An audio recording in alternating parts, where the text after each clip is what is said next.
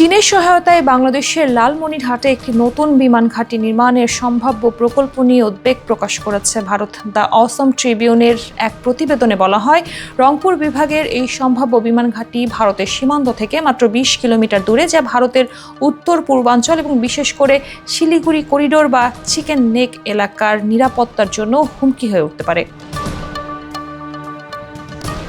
ভারতের প্রতিরক্ষা বিশ্লেষকদের মতে, দ্বিতীয় বিশ্বযুদ্ধ চলাকালীন একটি পরিত্যক্ত বিমান ঘাঁটি পুনরায় সক্রিয় করার বিষয়ে পরিকল্পনা চলছে। চলতি বছরের মার্চে এই প্রকল্প নিয়ে আলোচনা শুরু হয় এবং এরপর থেকে ভারতের গোয়েন্দা ও প্রতিরক্ষা সংস্থাগুলো উত্তর পূর্বাঞ্চলে নজরদারি বাড়িয়েছে।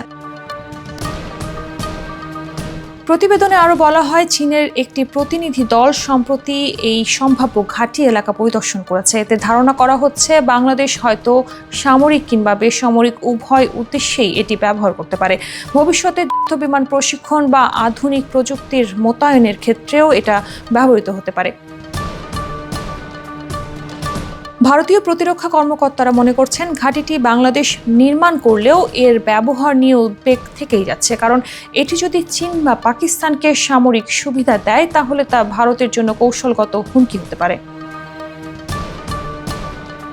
প্রতিবেদনে আরও বলা হয়, বাংলাদেশ সরকার পরিবর্তনের পর থেকে চীন ও বাংলাদেশের প্রতিরক্ষা সহযোগিতা বাড়ছে। ঢাকাকে সামরিক খাতে সহায়তা দিচ্ছে বেইজিং। এর ফলে ভারতের কূটনৈতিক ও প্রতিরক্ষা মহলে নতুন করে উদ্বেগ দেখা দিয়েছে।